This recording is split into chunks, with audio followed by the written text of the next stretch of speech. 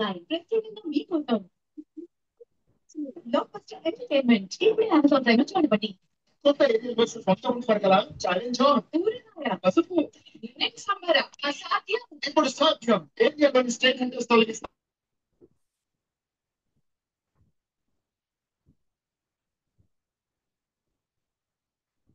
Right.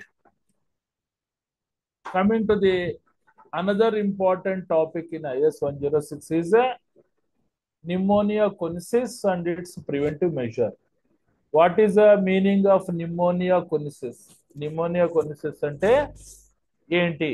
It is a occupational lung diseases due to dust particles. అంటే dust particles వలన వచ్చే ఊపిరితిత్తుల సంబంధించిన రుగ్మతని నిమోనియా కొనిసిస్ అని అంటారు. What type of dust particles అంటే మైన్స్ నుంచి వచ్చే డస్ట్ వలన కానీ అగ్రికల్చర్ సోర్స్ వలన వచ్చే డస్ట్ వలన కానీ ఊపిరితిత్తుల సంబంధించిన డిసీజ్ రావడాన్ని నిమోనియా కొనిసిస్ అని అంటారు. Okay, coming to the pneumoconiosis అంటే ఏంటి, ఇట్స్ ప్రివెంటివ్ మెజర్స్, వాటిని ఏ రకంగా కంట్రోల్ చేయాలి అన్నది కొన్ని పాయింట్స్ ఇచ్చాను చూడండి. Coming to the definition of pneumonia coniosis ante pneumonia coniosis is an occupational lung diseases and restrict to lung diseases caused by the inhalation of dust often in mines and from agriculture. చూడండి, pneumonia కొనిసిస్ అన్నది occupational lung diseases అంటే వృత్తిపరంగా వచ్చే గుండె జబ్బు. Lung diseases అంటే ఊపిరితిత్తులకు సంబంధించిన జబ్బు. And restrict to lung diseases అంటే నిర్బంధిత లంగ్ డిసీజెస్. దీనికి కాంపన్సేషన్ ఉంటుంది. Caused by the inhalation of dust, దేని వల్ల వస్తుంది పర్టికులర్ నిమోనియా కొనిసిస్ అన్నది ఆ డస్ట్ ని పీల్చడం వల్ల. ఆఫెన్ ఇన్ మైన్స్ డిపార్ట్మెంట్ లో మైన్స్ లో ఉండే డస్ట్ ని పీల్చడం, as well as agriculture source చేస్తున్నప్పుడు దాని నుంచి వచ్చే డస్ట్ పీల్చడం ద్వారా నిమోనియా కొనిసిస్ అనే ఆక్యుపేషనల్ డిసీజెస్ వస్తుంది. దీన్ని నిమోనియా కొనిసిస్ అని అంటారు. ఆర్ డెఫినిషన్ అంటే second definition, pneumonia coniosis is one of the group interstitial lung diseases caused by the breathing in certain kind of dust particles that damage your lungs. అంటే what is the meaning of interstitial lung diseases అంటే మధ్యంతర సంబంధించిన group diseases. ఈ particular diseases వస్తే compensation ఉంటుంది కాబట్టి దీన్ని ఇంటర్స్ట్రికల్ lung diseases అని అంటారు. Caused by the breathing in certain kind of dust particles. Certain kind of dust particles రావడం వల్ల ఈ పర్టికులర్ న్యూమోకొనిసిస్ అనేది వస్తుంది. తద్వారా నీ లంగ్స్ కూడా డ్యామేజ్ అవుతాయి అన్నమాట. Because you are likely to encounter this dust only in workplaces. అంటే ఇలాంటి ప్రమాదకరమైన డస్ట్ నువ్వు పని ప్రదేశంలోనే ఎదుర్కొంటావు. లైక్ అగ్రికల్చర్ సోర్సెస్ లో కానీ మైన్ సోర్సెస్ లో ఇలాంటి ప్రమాదకరమైన డస్ట్ ఎదుర్కొంటావు. So pneumoconiosis is also an occupational lung diseases అంటే వృత్తిపరంగా వచ్చే ఊపిరితిత్తుల సంబంధించిన రుగ్మతనే న్యూమోనియా కొనిసిస్ అని అంటారు. అర్థమైంది కదా. కమింగ్ టు ది చూడండి, న్యూమోనియా కొనిసిస్ కి మెయిన్ కాజెస్ ఏంటి, డస్ట్. ఈ particular dust emission can be prevented or reduced in 4 basic ways. అంటే పని ప్రదేశంలో డస్ట్ యొక్క ఉద్గారాల్ని క్రింద పేర్కొనే విధంగా నిరోధించవచ్చు, as well as some extent control చేయొచ్చు. ఏ రకంగా, first the limit the creation of pressure of dust sized particles. అంటే ఆ పర్టికులర్ డస్ట్ సైజ్ పార్టికల్స్ యొక్క ప్రెషర్ని, ఒత్తిడిని మనం తగ్గించేటట్టు చూడడం. Creation of pressurised dust particles అంటే ప్రెజరైజ్డ్ డస్ట్ పార్టికల్స్ యొక్క సృష్టిని తగ్గించేటట్టు చేయడం. Next, reduce the wind speed at ground level. General గా విండ్ స్పీడ్ వలన డస్ట్ ఎక్కువగా లెగుస్తుంటది. దాన్ని గ్రౌండ్ లెవెల్ కి తీసుకొచ్చామంటే జనరల్ గా డస్ట్ అనేది ఎగరకుండా ఉంటుంది. తర్వాత blind the dust particles together. ఏదైనా డస్ట్ పార్టికల్స్ ఉంటే దాన్ని శుభ్రంగా హౌస్ కీపింగ్ చేసి ఒక కుప్ప కింద పేర్చేటట్టు ఉండడం. దాని మీద వాటరింగ్ చేస్తే ఏ రకమైన డస్ట్ పార్టికల్స్ ఎగరవు. తర్వాత capture and remove the dust from it source, అంటే ఎక్కడైతే డస్ట్ వస్తున్నాయో వాటిని మూలాలు గమనించి అక్కడ డస్ట్ను బంధిస్తే ఏ రకమైన డస్ట్ పార్టికల్స్ ఆ పర్టికులర్ పని ప్రదేశంలో ఉండవు అని అంటున్నాడు. సో ఈ 4 పాయింట్స్ హైలైట్ గా రాయండి. Dust emission can be prevented or reduced in 4 basic ways. ఎక్కడైనా మన అగ్రికల్చర్ సోర్స్ లో అయినా మైన్ సోర్స్ లో అయినా డస్ట్ ఎమిషన్స్ ని కంపల్సరీగా ప్రివెంట్ చేయాలి, తగ్గించాలి. అవి క్రింద పేర్కొన్న 4 ప్రిన్సిపల్స్ అవలంబిస్తే some extent you have to control the pressurized dust particles in mines as well as in agriculture source. ఏంటి first limit the creation of pressure of dust sized particle, అంటే ఒత్తిడితో కూడిన డస్ట్ సైజ్ పార్టికల్స్ యొక్క సృష్టిని creation ని తగ్గించేటట్టు చేయడం. Next reduce the wind speed at ground level, అంటే అక్కడ పర్టికులర్ ఏరియాలో విండ్ స్పీడ్ ఎక్కువ రాకుండా చూడడం. జనరల్ గా గ్రౌండ్ లెవెల్లో ఉంటే విండ్ అనేది ఎక్కువగా ఉండదు, పైకి వెళ్తున్న కొద్దీ విండ్ స్పీడ్ పెరుగుతూ ఉంటుంది. Next blind the dust particles together, అంటే ఆ పర్టికులర్ డస్ట్ పార్టికల్స్ ను శుభ్రంగా ఊడ్చి ఒక కుప్ప కింద చేసి దాని మీద వాటరింగ్ చేస్తే ఏ రకమైన డస్ట్ ఎగరదు. Capture and remove the dust from it source, అంటే ఆ పర్టికులర్ డస్ట్ ఎక్కడ వస్తుందో గమనించి వాటి మూలాలు గమనించి అక్కడ డస్ట్ ను బంద్ చేయడం ద్వారా some extent we have to control the dust in agriculture source as well as a mine source. Okay, coming to the కొన్ని పాయింట్స్ చూడండి. some dust control techniques, some dust control techniques work with many sources of dust, అంటే different types of sources ద్వారా dust ఉంటుంది. కొన్ని dust control techniques ఉపయోగిస్తే మీ పని ప్రదేశంలో dust యొక్క ఎక్స్పోజ్ అనేది తగ్గుతుంది. తద్వారా న్యూమోనియా కొనిసిస్ అనే లంగ్ డిసీజెస్ రాకుండా మీరు చేయొచ్చు. ఏ రకంగా? Plant are much areas that would not receive the vehicle traffic, అంటే మనకి అగ్రికల్చర్ సోర్సెస్ లో ఎక్కువగా వెహికల్స్ రాకుండా అక్కడే వీలైనంత వరకు మొక్కలు పెంచేస్తే ఏ రకమైన డస్ట్ పార్టికల్స్ ఆ పర్టికులర్ అగ్రికల్చర్ సోర్స్ లో పనిచేసే వర్కర్స్ కి రాదు అని అంటున్నారు. వీలైనంత వరకు మొక్కలు పెంచడం, వెహికల్స్ ట్రాఫిక్ ని తగ్గించేటట్టు చూడడం. ఎందువల్ల హై ప్రెషర్ వెహికల్స్ స్పీడ్ వెళ్తుంటే డస్ట్ ఎమిషన్ వస్తుంటది. Apply gravel or landscaping rocks to the areas where planting, mulching or paving is impracticable.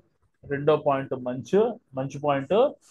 Apply gravel అంటే వీలైనంత వరకు హార్డ్ పిన్ సాయిల్ ఉంటుంది కదా, హార్డ్ పిన్ సాయిల్ అనేది అప్లై చేయడం ఆ పర్టికులర్ ఏరియాలో. లేకపోతే ల్యాండ్స్కేపింగ్ రాక్, అంటే ల్యాండ్స్కేపింగ్ రాక్ అంటే చూడండి మన స్క్వేర్ యార్డ్స్ ని కొలవడానికి వేస్తారు కదా రాళ్ళు, అలాంటి రాళ్ళు వేసామంటే ఎట్టి పరిస్థితుల్లో వెహికల్స్ అక్కడికి రావు.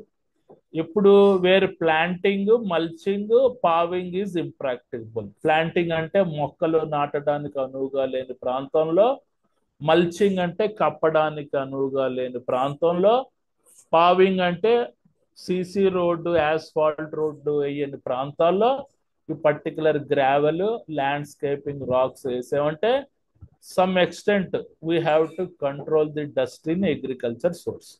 మళ్ళీ చెప్తున్నాను, apply gravel or landscaping rocks to the areas where planting, mulching or paving is impracticable. అంటే ఆ పర్టికులర్ అగ్రికల్చర్ సోర్స్ లో వీలైనంత వరకు ఎర్రమట్టి వేయడం, లేకపోతే ల్యాండ్స్కేపింగ్ రాక్స్ అంటే స్థలాలను కొలవడానికి ఉపయోగిస్తారు కదా రాళ్ళు, అవి పెట్టేయడం ద్వారా అక్కడ వెహికల్ ట్రాఫిక్ రాదు. తద్వారా ప్లాంటింగ్ ఎక్కడైతే మొక్కలు వేయడానికి అనువుగా లేని ప్రదేశం, మల్చింగ్ అంటే కప్పడానికి అనువుగా లేని ప్రదేశం, పావింగ్ అంటే సిసి రోడ్డు, యాస్ఫాల్ట్ రోడ్డు అనువుగా లేని ప్రాంతంలో ఈ పర్టికులర్ గ్రావెల్, ల్యాండ్స్కేపింగ్ రాక్స్ అనేది వెయ్యాలి అని అంటున్నాడు. ఇది అగ్రికల్చర్ మనకి సోర్స్ ద్వారా ఈ పర్టికులర్ డస్ట్ ఎమిషన్స్ ని ఈ రకంగా కంట్రోల్ చేయొచ్చు. తర్వాత construct natural or artificial wind breaks or wind screens. Consider restricting land clearing or earth moving activities during period of high winds. అంటే వీలైనంత వరకు ఆర్టిఫిషియల్ విండ్ బ్రేక్స్ అన్నది పెట్టడం పర్టికులర్ ఏరియాలో, లేకపోతే విండ్ స్క్రీన్స్ ఏర్పాటు చేయడం ద్వారా and consider restricting land cleaning or earth moving activities, అంటే మట్టి తవ్వుడు కార్యక్రమాలు, ఇటాచి తోటి లేబర్ తోటి ల్యాండ్ క్లీనింగ్ యాక్టివిటీస్ లాంటి చర్యలు హై విండ్ వస్తున్నప్పుడు చేయకుండా ఉండడం ద్వారా సమ్ ఎక్స్టెంట్ మనం డస్ట్ ఎమిషన్ ని కంట్రోల్ చేయొచ్చు, ఎక్కడ అగ్రికల్చర్ సోర్స్ లో కానీ మైన్ సోర్స్ లో కానీ. Okay, coming to the apply water to reduce the emission from the temporary sources. ఇది బెస్ట్ మెథడ్. వీలైనంత వరకు వాటర్ అనేది వెదజల్లేమంటే ఆ పర్టికులర్ ఏరియాస్ లో డస్ట్ అనేది రాకుండా ఉంటుంది. చూడండి, పోర్ట్ లో ఉంటాయి కదా, విశాఖపట్నం పోర్టు, గంగవరం పోర్ట్ లో ఆ డస్ట్ ఎమిషన్ ఎక్కువగా రాకుండా ఎక్కువగా వాటరింగ్ అప్లై చేస్తుంటారు. అవి తాత్కాలికంగా డస్ట్ ఎమిషన్ ని కంట్రోల్ చేస్తాయి. Next, clear the vegetation only from the areas you will work right away. ఎట్టి పరిస్థితుల్లో చెట్లు, వెజిటేషన్ అంటే చెట్లు నరకకూడదు, అవి కాదు కూడదు తప్పదు, ఆ ప్రదేశంలో పని చేయాలి అనుకుంటేనే ఆ పర్టికులర్ చెట్లు అనేది తీయాలి అని అంటున్నాడు. Next, surface apply chemical suppressants or non trafficked areas to form a less erode soil surface. తమ్ముడు, లెస్ ఎరోడ్ సాయిల్ అంటే ఏంటి? ఇసుక నేలలు ఉంటాయి, కొన్ని క్షీణించి తగ్గిన ఇసుక నేలలు ఉంటాయి, అక్కడ విపరీతంగా డస్ట్ ఎగురుతూ ఉంటుంది. అక్కడ వాటర్ సోర్స్ లేని ఏరియాల్లో ఇసుక నేలల్లో అప్లై కెమికల్ సపరెంట్స్. అంటే కెమికల్ సపరెంట్స్ అంటే ఏంటి?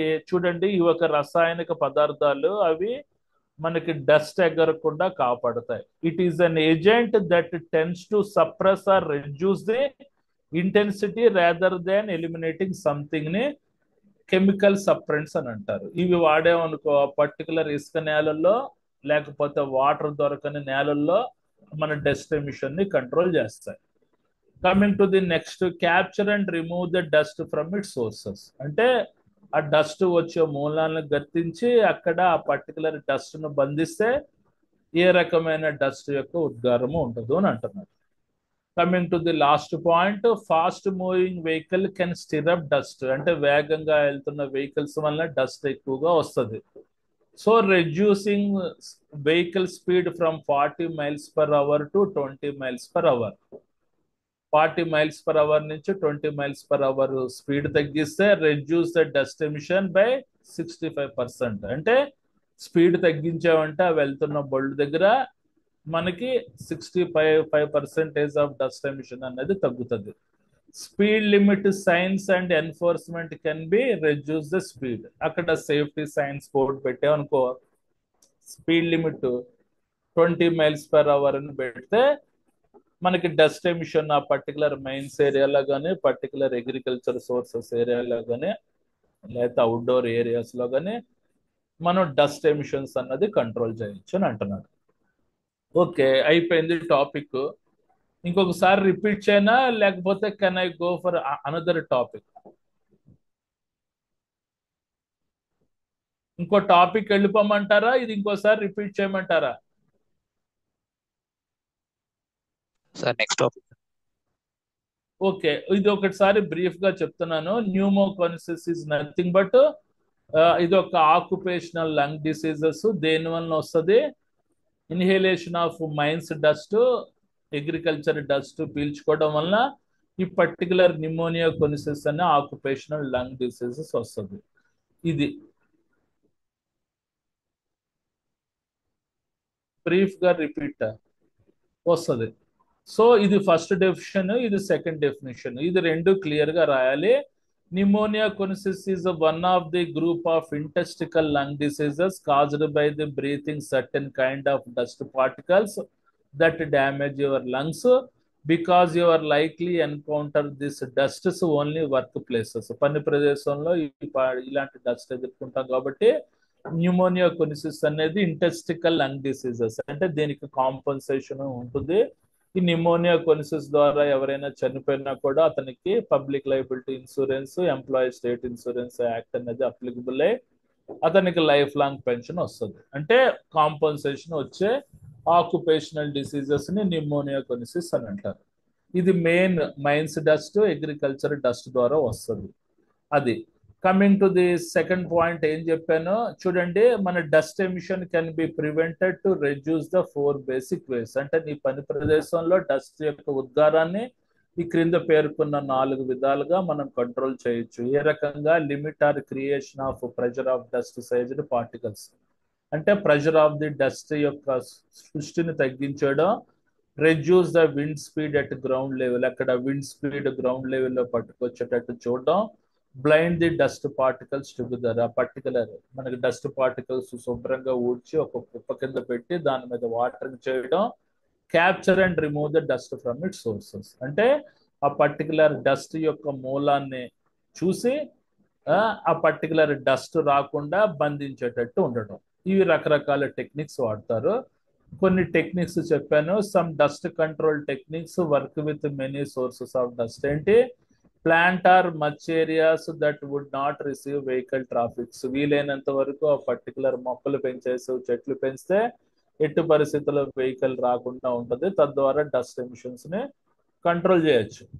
రెండో point important, apply gravel or landscaping rock to the areas where planting, mulching, paving is impractical. అంటే వీలైనంత వరకు గ్రావెల్ అంటే ఎర్రమట్టి, అంటే బరువైన మట్టి వేసేయడం. లేకపోతే ల్యాండ్స్కేపింగ్ రాడ్స్. ల్యాండ్స్కేపింగ్ రాడ్స్ అంటే చూడండి, స్థలాన్ని కొలచడానికి ఉపయోగిస్తారు కదా, ఆ రాళ్ళు వేసేసారంటే అక్కడ వెహికల్స్ రావు. ఎప్పుడు అలాంటి పనులు చేయాలంటే ప్లాంటింగ్ అంటే మొక్కలు పెంచడానికి అనువుగా లేని ప్రాంతం, మల్చింగ్ అంటే కవర్ చేయడానికి అనువుగా లేని ప్రాంతం, పావింగ్ అంటే సీసీ రోడ్డు, ఆస్ఫాల్ట్ రోడ్డు వేయలేని ప్రాంతాల్లో ఇలాంటి గ్రావెల్, ల్యాండ్స్కేపింగ్ రాడ్స్ వాడాలి.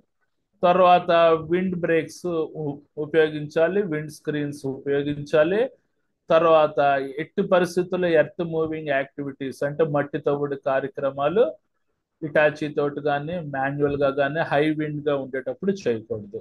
తర్వాత apply water to reduce the emission from temporary sources, వీలైనంత వరకు వాటరింగ్ చేస్తే ఎట్టి పరిస్థితుల్లో డస్ట్ ఎమిషన్ ఉండదు. Clear the vegetation only from the areas you will work right away, అంటే చెట్లు ఎట్టి పరిస్థితుల్లో తీసేయకూడదు. ఎప్పుడు చెట్లు తీయాలంటే ఇంకా తప్పదు, అక్కడ పని చేయాలనుకున్నప్పుడే చెట్లు తీయాలి. ఆ చెట్లుంటే ఏ రకమైన డస్ట్ ఎమిషన్ ఉండదు. Okay, next surface apply chemical suppressants to the non trafficked areas from less erode soil surface. తమ్ముడు, లెస్ ఎరోడ్ సాయిల్ సర్ఫేస్ అంటే కొన్ని ఇసుక నేలలు ఉంటాయి, కోర్సు శాండ్ నేలలు ఉంటాయి, అక్కడ డస్ట్ విపరీతంగా వస్తుంటాయి. ఎందుకంటే పర్టికులర్ మనకి ఎగురుతూ ఉంటుంది ఆ శాండ్. అలాంటి ఏరియాస్ లో కెమికల్ సప్రెంట్స్ ఉపయోగిస్తే మనకి డస్ట్ అనేది ఎగరకుండా కాపాడబడుతుంది. Capture and remove the dust from its source. Next vehicle speed limit అక్కడ 40 మైల్స్ పర్ అవర్ నుంచి 20 మైల్స్ పర్ అవర్ తగ్గించామంటే 65% ఆఫ్ డస్ట్ ఎమిషన్ అనేది తగ్గుతుంది. తద్వారా వర్కర్స్ కి ఏ రకమైన న్యూమోనియా, కొనిసిస్ లాంటి లంగ్ డిసీజెస్ రాకుండా ఉంటుంది. ఇంకొన్ని పాయింట్స్ ఇచ్చాను, ఇంకొన్ని పాయింట్స్ మీరు యాడ్ చేసుకుంటే యాడ్ చేసుకోండి. కంపల్సరీగా ఈ 4 పాయింట్స్ రావాలి, ఇది ఇంపార్టెంట్. మన డెఫినేషన్ క్లియర్ గా రాయాలి. ఇంకొన్ని టెక్నిక్స్ ఏదైనా ఉంటే మీరు రాసుకోవచ్చు ఎగ్జామ్లో. ఓకే, ఇంకో టాపిక్ వెళ్ళిపోతున్నాను.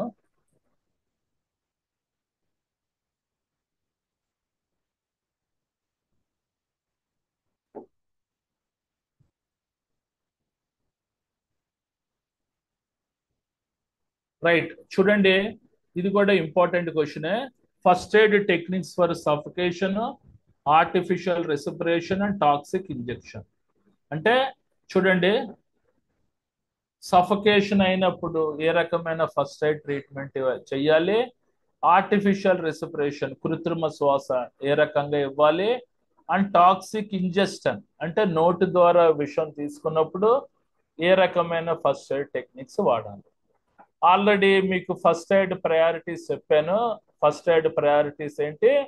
First check breathing, check blood loss, treat shock, treat fracture, simple injuries, disposal. So ఈ ఫస్ట్ ఎయిడ్ టెక్నిక్స్ అన్నది suffocation, artificial respiration, toxic injection అన్నది ఫస్ట్ ప్రయారిటీలో ఉన్నాయి. కాబట్టి వీటికి సంబంధించిన టెక్నిక్స్ జాగ్రత్తగా చదవాలి. ఈ పర్టికులర్ క్వశ్చన్ కూడా ప్రీవియస్ పేపర్స్ లో చాలా సార్లు అడిగాడు. టాక్సిక్ ఇంజెస్టన్ అంటే నోటి ద్వారా విషం తీసుకోవడం. ఓకేనా? అంటే విషం మింగినప్పుడు ఏ రకమైన ఫస్ట్ ఎయిడ్ టెక్నిక్స్ వాడాలి అన్నది మన టాపిక్.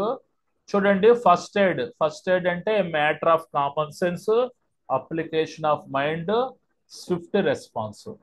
తర్వాత first aid is the immediate and temporary care given to injured or ill person using readily available material by a bystander until effective medical aid arrives. అంటే ఫస్ట్ ఎయిడ్ అన్నది తాత్కాలికంగా ఇచ్చే చికిత్స ఎవరికి? ఇంజూర్డ్ అయిన వ్యక్తికి, జబ్బు పడిన వ్యక్తికి.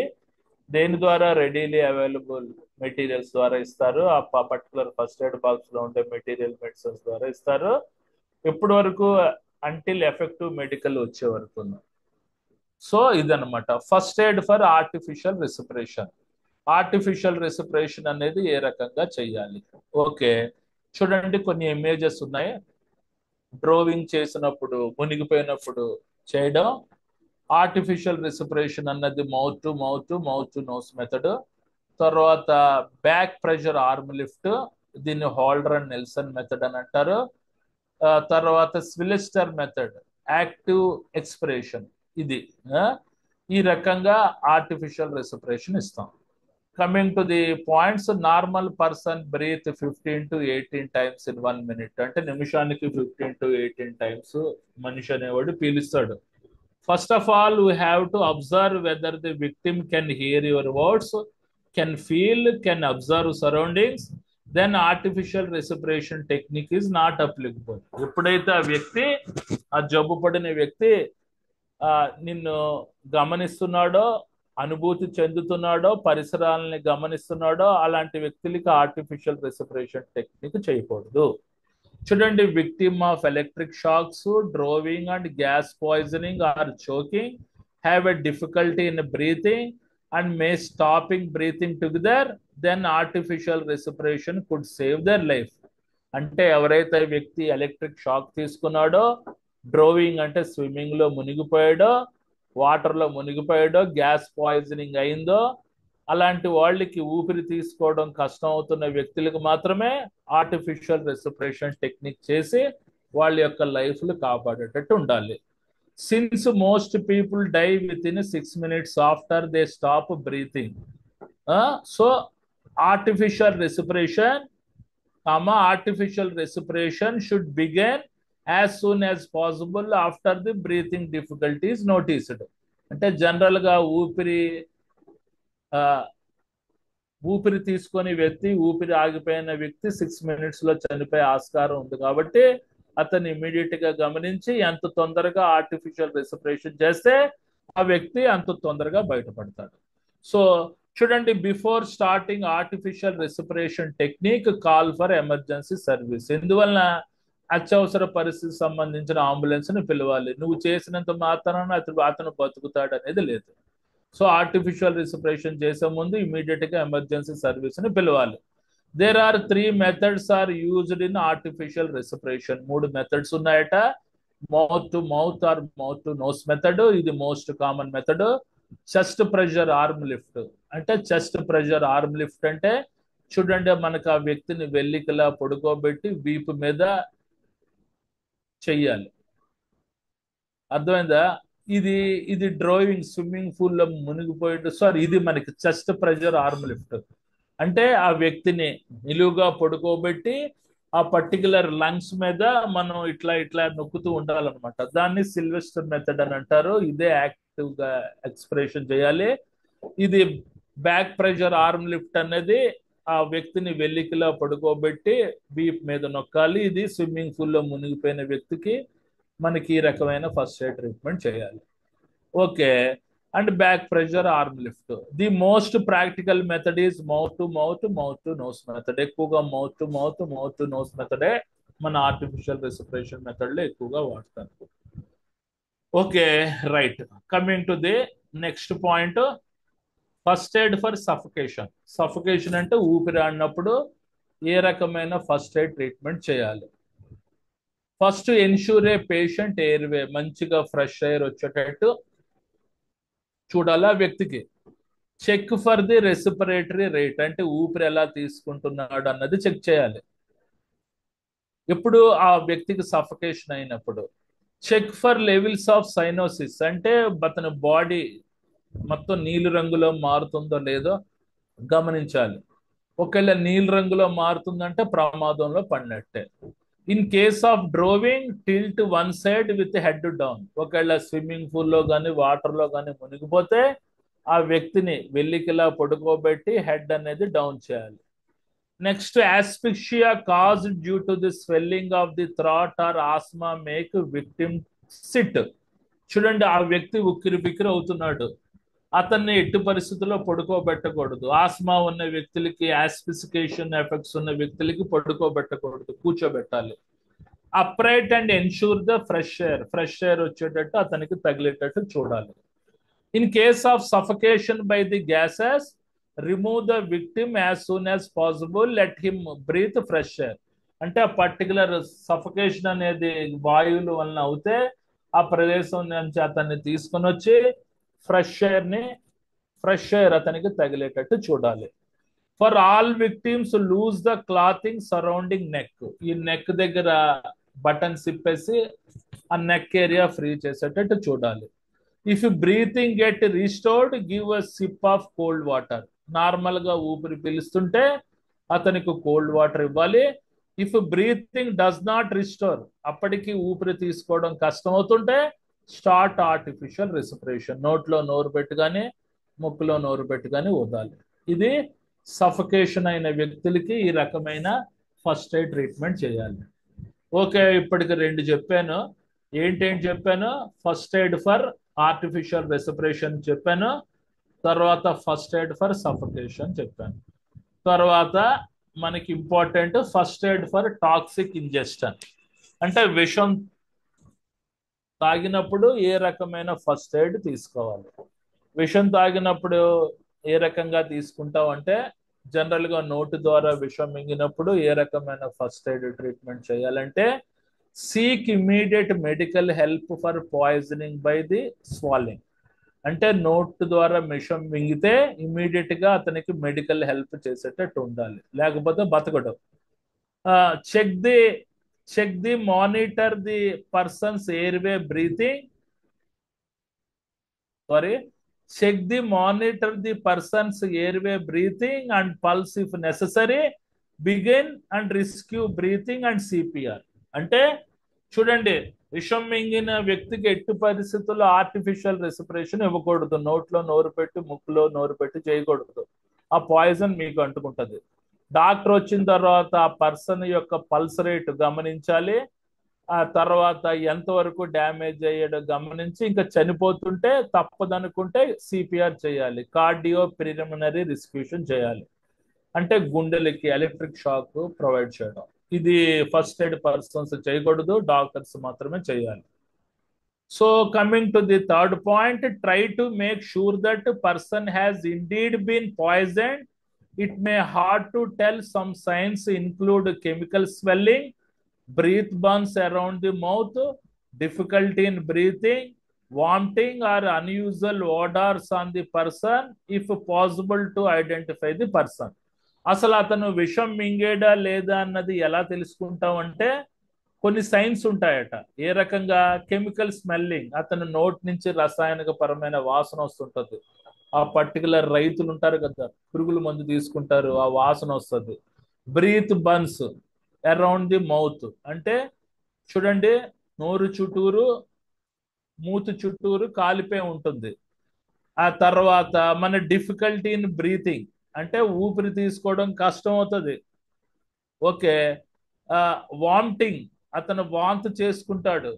Are unusual odours on the person, అతను నోటి నుంచి మురగలు, గాలి బుడగలు లాంటివి వస్తుంటాయి. తద్వారా ఆ వ్యక్తి పాయిజన్ తీసుకున్నాడా లేదా అన్నది మనకు అర్థం అవుతుంది.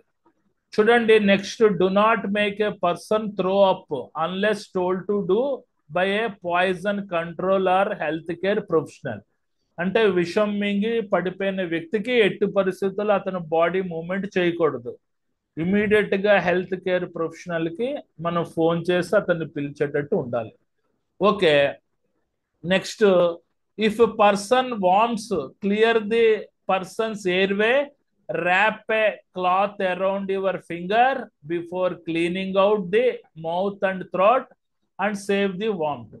అంటే జనరల్ గా విషం మింగిన వ్యక్తి వామ్ చేసుకుంటాడు కదా, ఆ వామిటింగ్ ని నువ్వు ఒక చేతికి ఒక కవర్ పెట్టుకొని ఆ వామిటింగ్ ముద్ద ఇలాగా తీసి ఒక దగ్గర సేవ్ చేయాలి. అది ఎందువల్ల మనం సేవ్ చేయాలంటే it may help the experts identify what medicine can be use to help reverse poisoning. ఆ వామిటింగ్ ముద్దని గమనించి ఆ డాక్టర్లు అసలు వాడు ఏ టైప్ ఆఫ్ పురుగుల మందు తాగాడు, ఏ టైప్ ఆఫ్ కెమికల్ తాగాడు అన్నది గమనించి తద్వారా రివర్స్ పాయిజనింగ్ అవడానికి, పాయిజనింగ్ సంబంధించిన ఇంజెక్షన్స్ ఇవ్వడానికి ఉపయోగపడుతుంది అనమాట. సో ఈ point is very important. Right, antidotes కదా సార్? అవునండి, యాంటీడోస్. మన రివర్స్ పాయిజనింగ్ అంటే యాంటీడోస్. చూడండి, if the person start having convulsion then start first aid. అర్థమైందా? అతను వ్యక్తి మూర్ఛలోకి వచ్చిన తర్వాత, కన్వల్షన్ అంటే మూర్ఛ నుంచి బయటికి వచ్చిన తర్వాత ఫస్ట్ ఎయిడ్ ఇవ్వాలి. Keep the person comfortable and make the person should be rolled on the left side and remain there will getting or waiting for medical help. అంటే అతను కన్వల్షన్ మూర్ఛలోకి వచ్చిన తర్వాత అతను లేపి బెడ్ మీద పడుకోబెట్టాలి. If a person has a spilled on person cloths, remove the clothing and flush the skin with water. అతను బట్టల మీద వామిట్ చేసేసుకుంటే అతను బట్టలంతా ఇప్పేసి ఆ స్కిన్ ని శుభ్రంగా వాటర్ తోటి కడగాలి అని అంటున్నాడు. ఓకే, అయిపోయింది, దీంతో అయిపోయింది ఈ పాయింట్స్. ఇది ఫస్ట్ ఎయిడ్ ఫర్ టాక్సిక్ ఇంజెస్షన్. ఇంకేదైనా పాయింట్స్ ఉంటే అవి రాసుకోవచ్చు. అర్థమైందండి? ఇంకోసారి రిపీట్ చేయనా, ఫస్ట్ ఎయిడ్ ఫర్ టాక్సిక్ ఇంజెస్షన్. ఇవే కొద్దిగా పాయింట్స్ ఉండాలి. సెకండ్ ఏంటి, ఆ డాక్టర్ వచ్చిన తర్వాత చెక్ చేస్తాడు అతని పల్స్ రేటు, బ్రీతింగ్ ఎలా చెక్ చేసుకొని ఇంకా అతను చనిపోతాడు అనుకున్న టైంలో మాత్రమే సిపిఆర్ ఇస్తాడు అనమాట. కార్డియో పల్మనరీ రెస్క్యూషన్ లాంటివి వేస్తాడు. రైట్, 2 టాపిక్స్ కంప్లీట్ చేశాను. చూడండి, ఫస్ట్ టాపిక్ ఏంటి, pneumoconiosis, pneumoconiosis and its preventive measures. Second topic ఏంటి, first aid techniques for suffocation, artificial respiration and toxic injection. Okay, share చేస్తారా సార్? ఇవి చేస్తానండి. ఎన్నిసార్లు అంత ముందు నేను షేర్ చేశాను కదా, రాలేదా మీకు? నేను చెప్పిన ప్రతి టాపిక్ షేర్ చేస్తాను. ఓకేనా? Okay sir. అడిగిందే అన్నిసార్లు అడుగుతారు. ఇంకేమైనా డౌట్స్ ఉంటే అడగండి.